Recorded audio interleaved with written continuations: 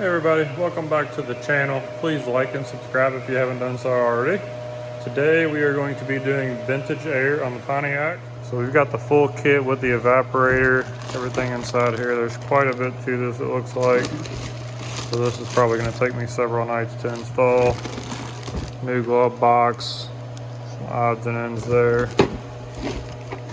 Bracketry, controls, we've got compressor box. And there's another box under there. So let's get started. All right, so this is the kit we've got. Should be able to skip several pages here as this car has none of the factory air components left under the hood. So I'm just gonna start by taking out the dash and work my way forward from there. All right. I'm pretty pumped about the thought of having air in this. Kind of have to, but it's sure nice on 90-degree days whenever you're going somewhere you don't feel like sweating by the time you get there.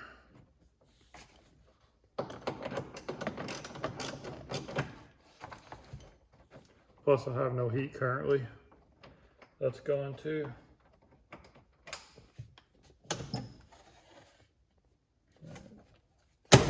That can stay.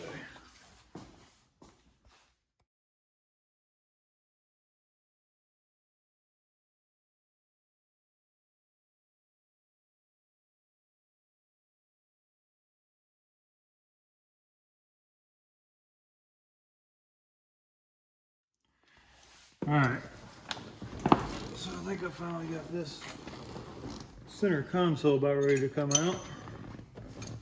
Gotta remove the shifter.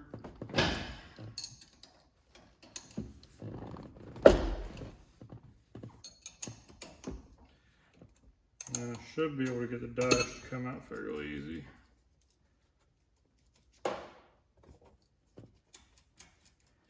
Without having any of the factory stuff, there's not a lot holding it in. This car's got one bolt on each side here, the panel under here, and then 3 to 5 nuts up under here holding the top. And I think 5 screws holding the actual wood grain bezel in.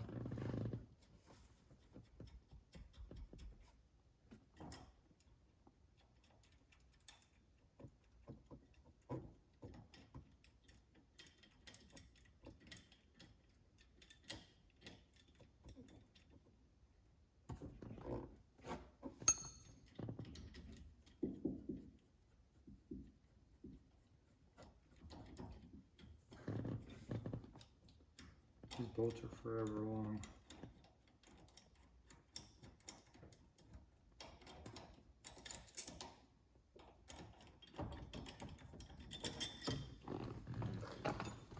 So,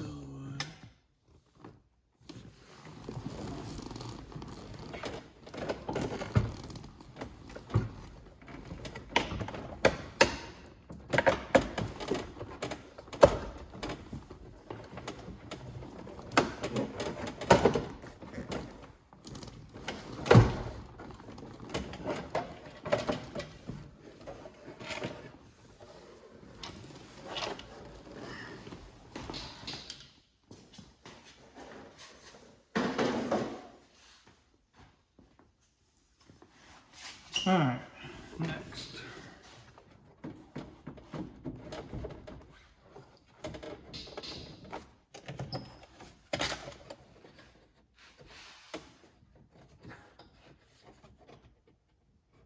Does the 3/8.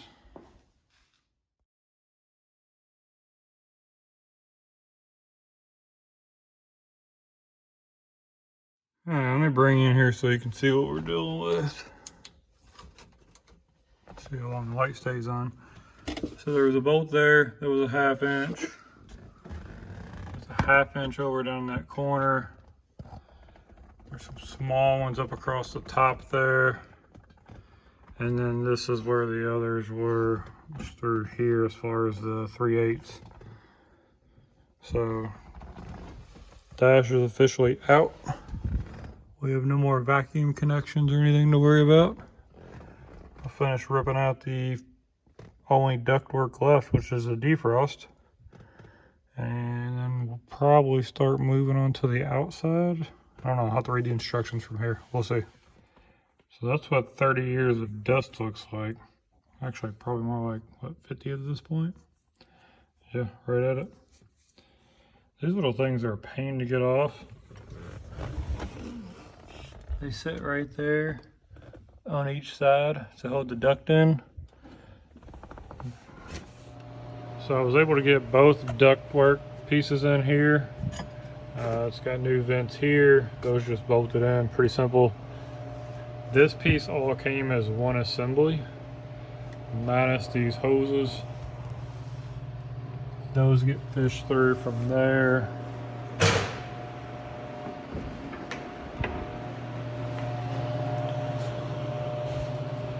To the front side here.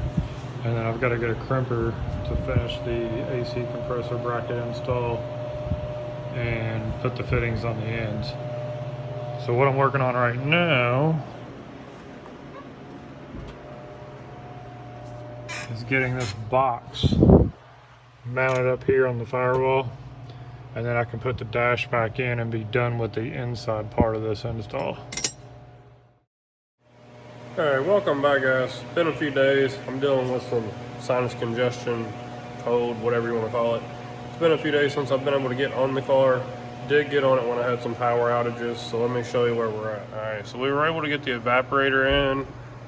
Got all the hoses ran up through the firewall there. Started to get some of the wiring ran and tucked. Duct work starting to go in. I've got to clean up some of the wiring while it's all apart for that. But this is bolted in. Good to go there. Going around to the front, we've got all the hoses there. The heater control valve is in. I've got to route the heater hoses. I'm gonna pull this bracketry back off, get that painted. And I've started to mock up the condenser and dryer in the front here. I don't know if you can see that. See, there's one bracket right over there. And then the one over here is not on yet. So we can get around here and show it. It's actually on the unit itself on that side. So this is going to be the next thing that I get going on.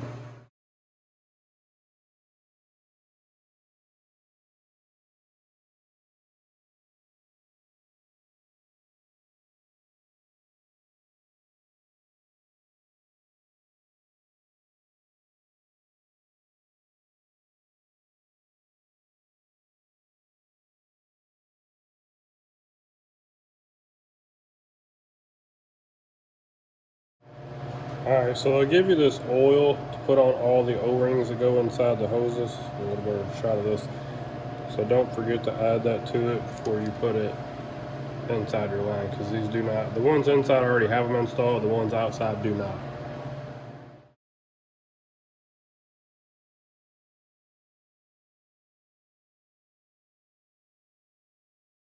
Alright, so one of the problems we've encountered is you got to put this number 8 hardline on here.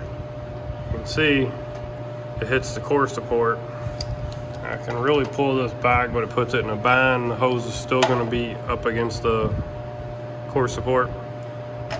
So I was thinking about cutting this. Sure enough, go on to the next instruction, and it tells you to cut it if you need to. So I think that's all we're going to do is line this up, and I'll probably just come back to this inner edge here and try to clean that up real nice.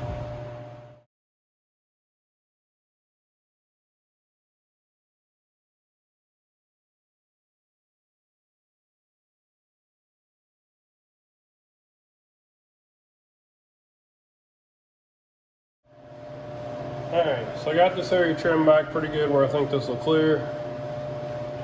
Got one line ran through and actually bolted up here.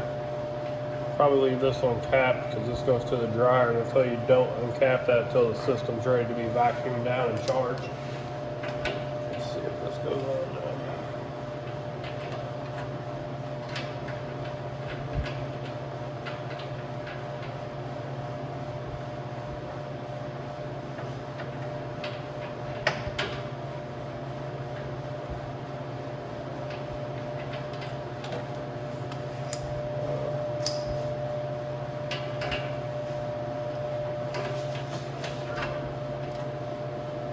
square.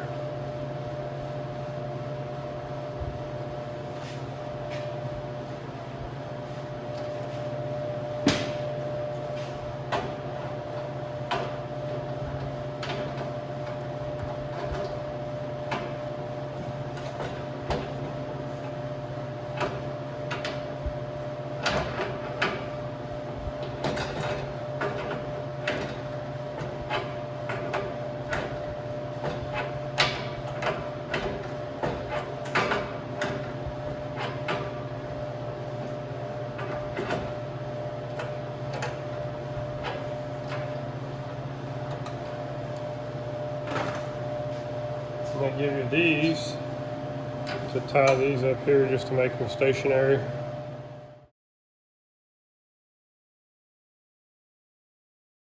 Alright guys, I think this is going to be a two-part series. We're going to end it with part one here.